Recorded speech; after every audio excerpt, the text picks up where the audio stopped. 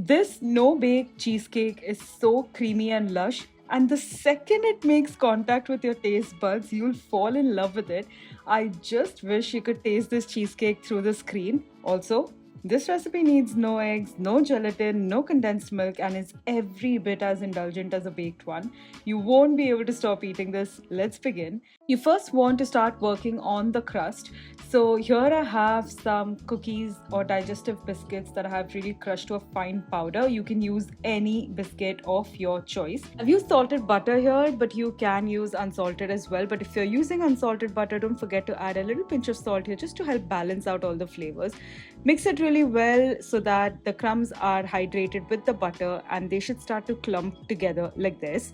Now here I have a 6-inch loose bottom cake tin which I have greased really well with some oil. I've used flavorless oil. You can also brush it with some melted butter. I've also lined the bottom of this tin with some parchment paper so it is easier for us to release the cheesecake from the tin once we're ready to unmold it. Now once you've added the crushed biscuits or cookies that are combined together with some melted butter, you're going to press it really firmly and you'll tamp it down so it's pressed really well together, and you will then pop this in the refrigerator so it can continue to chill while we make our cheesecake batter. We will be using a small quantity of white chocolate in this cheesecake recipe. The cheesecake itself does not taste of white chocolate because we're adding a very minimal amount, but adding this one ingredient completely transforms the flavors. It helps complement the tangy notes of the cream cheese and the sour cream that we'll be adding in this recipe. So after I've roughly chopped some white chocolate, I'm going to pop it in the microwave at about 15 to 20 second intervals until it's fully melted like this. It's pretty warm at this point, which is why you want to start with the melting of the white chocolate so that it can cool down slightly as we work on our cheesecake batter. In a larger bowl, I am going to take some room temperature cream cheese, and first I am going to take my electric beaters and just mix this on a medium speed for about a minute. I just want to smooth this out and make it really nice and creamy like this. It starts to get a little bit fluffy, and then into this I'm going to add some sour cream. The sour cream is also at room temperature. The sour cream really enhances the flavor of the cheesecake, so I highly recommend it. However, if you don't want to, you can skip it but replace that quantity with the cream that we'll be adding later. With your electric beaters on a medium speed, you'll mix this first for about 30 seconds. Then you'll stop the beaters, scrape the sides and the bottom of the bowl really well so everything is well combined. Then you'll go back in for another 30 seconds on a medium speed. You'll start to see that it gets really smooth and creamy. That's exactly how you want it to be. Now I'll scrape the sides and the bottom of the bowl once more, and then I'll add in some castor sugar. You want to make sure you're using castor or superfine sugar because you do want the sugar to be completely integrated into the cheesecake mix and for it to melt really quickly and easily. Mix this for about 1 minute on a medium speed, then again scrape the sides and the bottom of the bowl. You just want everything to be well combined. And now you'll add in your melted white chocolate, which has cooled down considerably at this point. And then you'll also add in some good quality vanilla extract, and you'll go back in with your electric beaters on a medium speed for about a minute until everything is really smooth and well combined. Again, the cheesecake itself does not have a strong or overpowering white chocolate flavor. It just really complements the other flavors and makes your cream cheese the hero of the cheesecake.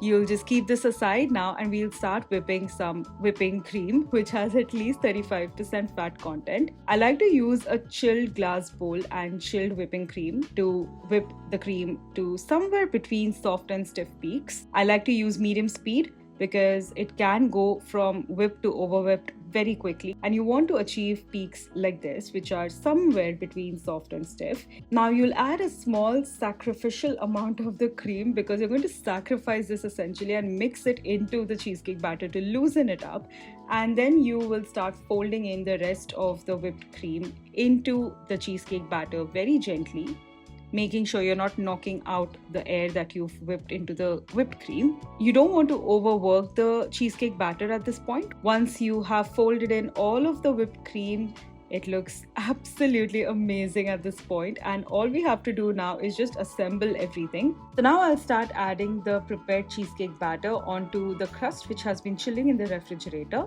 Then you want to gently tap this tin against the work surface to release any air pockets, and then you will also use an offset spatula to smooth out the surface of the cheesecake.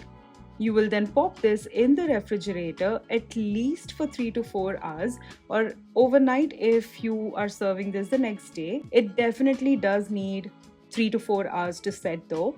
So pop this in the refrigerator. When you are ready to serve this cheesecake, you will take it out from the refrigerator and then use a tall glass to gently unmold the cake. Now I love using a parchment paper because I can use my offset spatula and gently slide the cake very easily out of the base. We're not done yet because I definitely want to slice into this cheesecake to show you what it looks like on the inside. And I obviously had to showcase my excellent coordination skills right here.